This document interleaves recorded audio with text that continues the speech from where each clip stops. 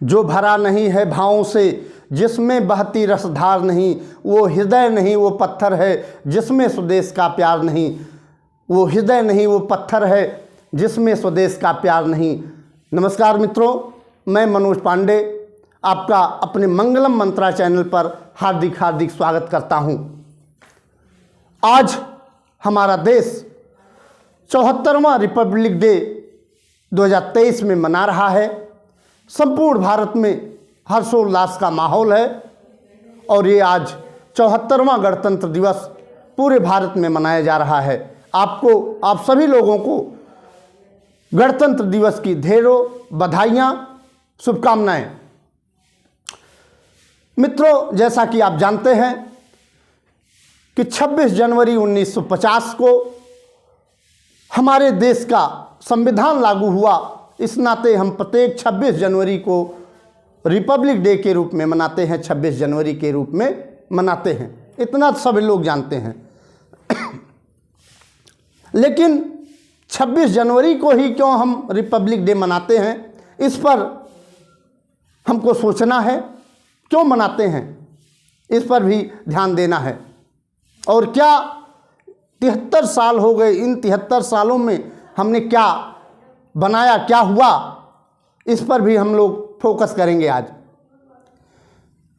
कवि प्रदीप ने एक गीत लिखा था और उसी गीत को लता मंगेशकर जी ने गाया था। उस पर ये ध्यान देंगे थोड़ा सा। उन्होंने कहा कि ऐ मेरे वतन के लोगों, जरा आँख में भर लो पानी, जो शहीद हुए हैं उनकी जरा याद करो कुर्बानी। और इससे आगे की जो लाइन है वो और मज़ेदार है कि तुम भूल न जाओ उनको, तुम भूल न जाओ उनको, इसलिए कही ये कहानी, जो शहीद हुए हैं उनकी जरा याद करो कुर्बानी। आज उनको याद करने का दिन है, उनको समझने का दिन है, उनके कुर्बानियों को ध्यान देने का दिन है और उनके बताए मार्गों पर चलने का दिन है। चाहे वो 15 अगस्त हो या 26 जनवरी हो, ये पूरा उत्सव हो जाता है। उत्सव के रूप में हम लोग मनाते हैं। इसी को हमारे एक अन्य कवि हैं हरिओम पवार जी, श्री हरिओम पवार जी, वो अपने तरीके से व्यक्त किए थे। उसको देखिएगा किस तरह से वो व्यक्त किए।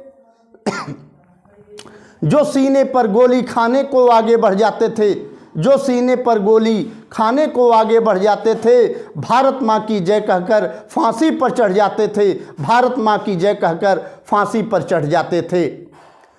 जिनके कारण ये भारत आज़ाद दिखाई देता है, जिनके कारण ये भारत आज़ाद दिखाई देता है, अमर तिरंगा उन बच्चों की शान दिखाई देता है। उनका नाम जुबा पर लो तो, उनका नाम जुबा पर लो तो पलकों को झपका लेना, उनका नाम जुबा पर लो तो पलकों को झपका लेना। उनके यादों के पत्थर पर, उनके यादों के पत्थर पर 2 आंसू टपका लेना। नमस्कार, मैं मनोज पांडे आपका एक बार फिर से आपको रिपब्लिक डे की बहुत बहुत शुभकामनाएं देने के साथ मैं अपने स्पीच को आगे बढ़ाता हूं और उन महापुरुषों को नमन भी करता हूं जिन्होंने मुझे ये बोलने का अवसर दिया, आज यह उत्सव मनाने का दिन दिया। आप जानते हैं 2-3 घटनाएं घटी, 2-3 घटनाएं बहुत महत्वपूर्ण घटी। अगर हम इतिहास के कालखंडों को देखें, 1927 से और 1929 तक, इन सालों में बहुत कुछ बदला और बहुत कुछ हमने खोया। 30 अक्टूबर 1928 को साइमन कमीशन आता है इंग्लैंड से और उनके द्वारा हम पर ज़बरदस्ती एक अलग अमेंडमेंट कानून को थोपने का प्रयास किया जाता है। साइमन भी भारत की लोगों को नहीं समझता था और उसका पूरा भारत में साइमन कमीशन का विरोध होता है और उसमें हमारे महापुरुष स्वर्गीय लाला लाजपत राय की मृत्यु हो जाती है। पूरा भारत, यहाँ तक कि अगर विश्व कहा जाए तो अतिशयोक्ति नहीं होगी, पूरा भारत रो पड़ा था। हमारे महापुरुष लाला लाजपत राय का वो शरीर जिनको लाठियों से पीट करके अंग्रेजों ने मार डाला था, पूरा शहर गमगीन था। एक घटना तो ये घटी जब उनकी वो शहीद हुए, जो हमारे महापुरुष थे लाला लाजपत राय जी, उनके लाठियों के द्वारा उनको पीटा गया अंग्रेजों द्वारा, इससे लेकर के आक्रोश था। और दूसरा, जब 8 अप्रैल को, आप जानते हैं 8 अप्रैल 1929 को, 8 अप्रैल 1929 को बटुकेश्वर दत्त और भगत सिंह के द्वारा असेंबली में उन बाहरों को सुनाने के लिए, अपनी आवाज़ को बताने के लिए कि हमको आज़ाद करो, बम फोड़ा गया था। असेंबली में, नेशनल हॉल में बम फोड़ा गया था। वो था 8 अप्रैल 1929, 8 अप्रैल 1929। उसमें भी सर भगत सिंह को और बटुकेश्वर दत्त को जेल की यातनाओं को झेलना पड़ा और उनको उसी लाहौर की जेल में बंद किया गया, ले जा करके बंद कर दिया गया, गिरफ्तार कर लिया गया उनको, इन दोनों हमारे नेताओं को, महापुरुषों को। बाद में उनके साथ एक जितेंद्र नाथ भी जुड़े, जितेंद्र नाथ दास, आप लोग जानते होंगे, नाम भी सुने होंगे, जितेंद्र दास नाथ जुड़े, जो बंगाल के रहने वाले थे और मात्र 24 वर्ष की उम्र थी उनकी। उन्होंने भी संघर्ष किया भारत माँ को आज़ाद कराने के लिए और उनके द्वारा परिश्रम किया गया और उनको भी अंग्रेजों द्वारा जेल में डाल दिया गया। और उसके बाद सभी लोगों ने भूख हड़ताल की। भूख हड़ताल करने के बाद मित्रों, बच्चों, आप लोगों को जानना चाहिए ये सब घटनाएं, आप लोगों को कभी भूलना नहीं चाहिए उनके योगदानों को। सिहर उठता है उनके जो कृत्य थे अंग्रेजों के, परेशानी, आंसू टपकने लगते हैं, क्या क्या यातनाएं दी गई थी बच्चों। आपको जानकर हैरानी होगी, 24 साल का बच्चा यतेंद्र नाथ, वह 61 दिनों तक कुछ खाना नहीं खाया, मतलब अन्न सब जल छोड़ दिया था, सब उसको जबरन उसके मुंह में ठूसा गया, खिलाने का प्रयास किया लेकिन नहीं खाया। उन्होंने कहा जब तक मेरी धरती माँ, भारत माँ को आज़ाद नहीं करा दिया जाएगा, कर देंगे आप लोग, तब तक मैं अन्न ग्रहण नहीं करूँगा। ऐसे हमारे महापुरुष थे, मैं उनको बार बार नमन करता हूँ, वंदन करता हूँ। ऐसे लोग थे। और यतेंद्र नाथ न खाने के कारण उनकी मृत्यु हो जाती है जेल में, लाहौर जेल में, वहाँ पर उनकी मृत्यु हो जाती है। और जब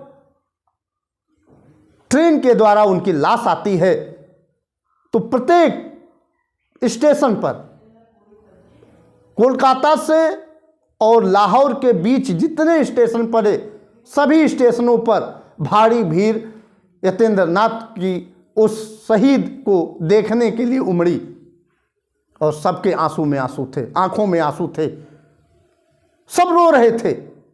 ये दूसरी घटना थी। तीसरी घटना थी बच्चों, जब वो एक्सपायर हुए।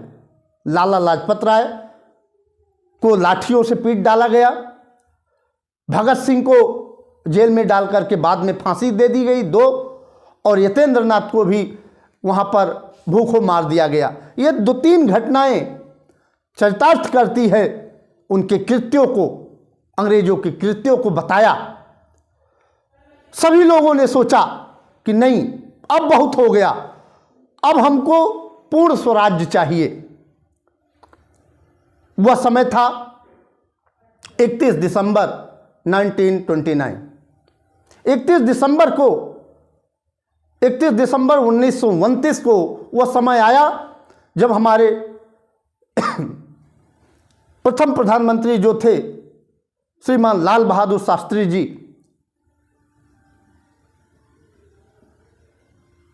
उन्होंने सारी चीज़ों को जाना और उन्होंने कहा कि हर हाल में हम पूर्ण स्वराज्य लेकर के रहेंगे। और उन्होंने चुना स्थान, कौन सा चुना? लाहौर का रावी नदी का किनारा चुना और वहीं पर उन्होंने अपना झंडा, अपने झंडे को फहरा दिया, पूर्ण स्वराज्य की मांग कर लिया। और सभी लोगों ने कहा कि अब हम पूर्ण स्वराज्य हो गए हैं। और उसका एक डेट रखा गया, वह डेट था 26 जनवरी 1930।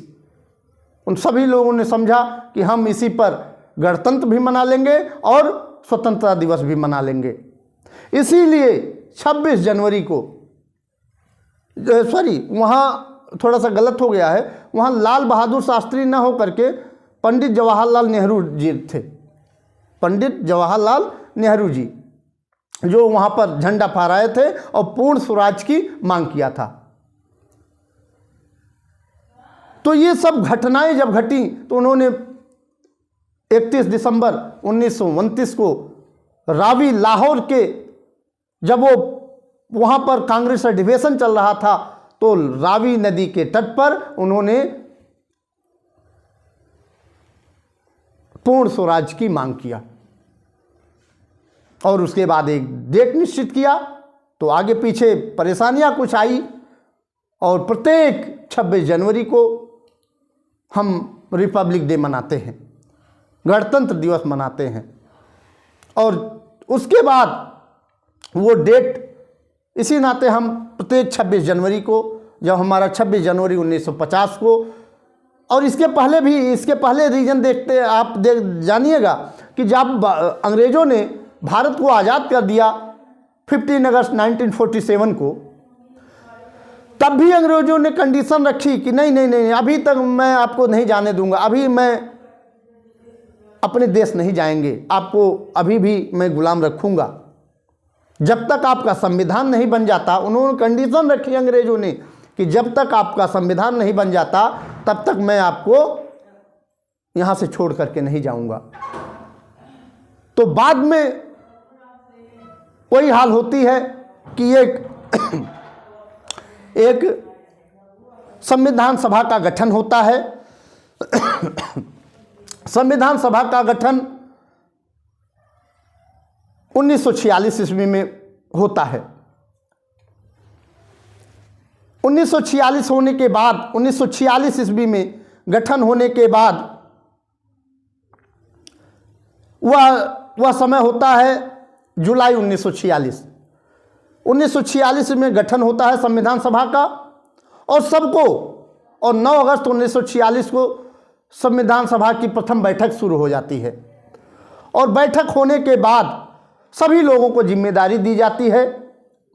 उसमें हमारे डॉक्टर भीमराव अंबेडकर जी को भी एक जिम्मेदारी दी जाती है, जो प्रारूप समिति का सदस्य बनाया जाता है। और उसमें 7 सदस्यीय टीम होती है। 7 सदस्यीय टीम होने के बाद सभी लोग सारे व्यवस्थाओं को करने के बाद 1948 को, 1948 को अपनी रिपोर्ट सौंपते हैं। और उसका वाचन, जब वो रिपोर्ट देते हैं तो उसका वाचन चलता है, उसको देखा जाता है। और देखने के बाद 26 नवंबर 1949 को उसको स्वीकार कर ली जाता है। इसी को संविधान दिवस के रूप में मनाते हैं 26 नवंबर 1949 को। और उसको बाद में 26 जनवरी 1950 को लागू कर दिया जाता है पूरे भारत में। इसी को हम गणतंत्र दिवस के रूप में मनाते हैं, अर्थात हम अपना संविधान लागू कर लिए। अब एक चीज़ बहुत ज़रूरी है जानना कि संविधान क्या है। संविधान बच्चों नियमों का ऐसा महत्वपूर्ण लिखित दस्तावेज है जिसके अनुसार हमारे देश की शासन चलता है, कानून व्यवस्था चलती है। कानून व्यवस्था जब चलती है उसी को हम संविधान कहते हैं।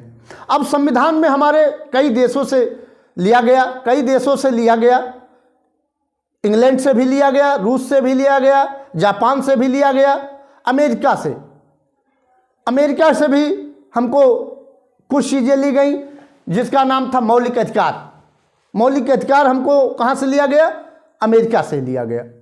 ब्रिटेन से संसदीय शासन व्यवस्था ली गई, ऑस्ट्रेलिया से समवर्ती सूची ली गई, और जापान से कानून में कौन सा राज्य स्थापित हो ये लिया गया, और आयरलैंड से राज्य के जो नीति निर्देशक तत्व है आयरलैंड से लिया गया, और जर्मनी से जो 1935 एक्ट था उसको वहाँ से आपातकाल उपबंध लिया गया, और सबसे महत्वपूर्ण जो था सोवियत संघ अर्थात रूस से हमको क्या लिया गया? मौलिक कर्तव्य लिया गया। मौलिक कर्तव्य कितने हैं? 11 हैं। वर्तमान में 11 मौलिक कर्तव्य हैं, और मौलिक अधिकार जो अमेरिका से लिया गया वो हमारे 6 हैं। समानता का अधिकार, स्वतंत्रता का अधिकार, शोषण के विरुद्ध अधिकार, धार्मिक स्वतंत्रता का अधिकार, शिक्षा संबंधी अधिकार और धार्मिक उपचारों का अधिकार। ये 6 मौलिक अधिकार लिए गए और 11 मौलिक कर्तव्य लिए गए। कई देशों के सुझावों को लेकर के, सम्मिश्रण को लेकर के हमारा संविधान बना, जो 2 वर्ष 11 माह और 18 दिन संविधान बनाने में लगा। संविधान बन करके तैयार हो गया, सारी चीजें हो गई, लागू कर दिया गया, और आज उसी के द्वारा सब पर कानून का राज स्थापित है। हमारे यहाँ भी प्रधानमंत्री चुन करके आते हैं, राष्ट्रपति चुन करके आती हैं, और यही एक विस्तृत संविधान, एक लिखित संविधान पूरे विश्व में अगर किसी का है तो भारत का है। तो ये रहा पूरा लेखा जोखा। मैं समझता हूँ आपको अच्छा लगा होगा। सभी लोग स्वस्थ रहें, मस्त रहें,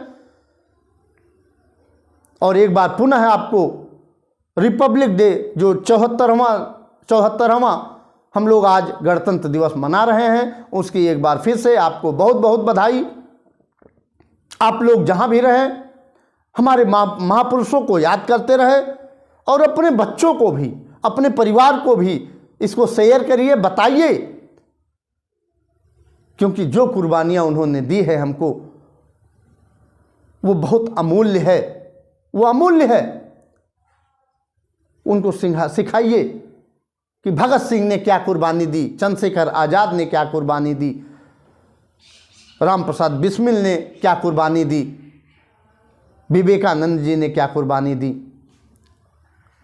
जितिन प्रसाद ने क्या कुर्बानी दी, BR अम्बेडकर जी ने क्या कुर्बानियाँ दी, लाल बहादुर शास्त्री ने क्या कुर्बानी दी।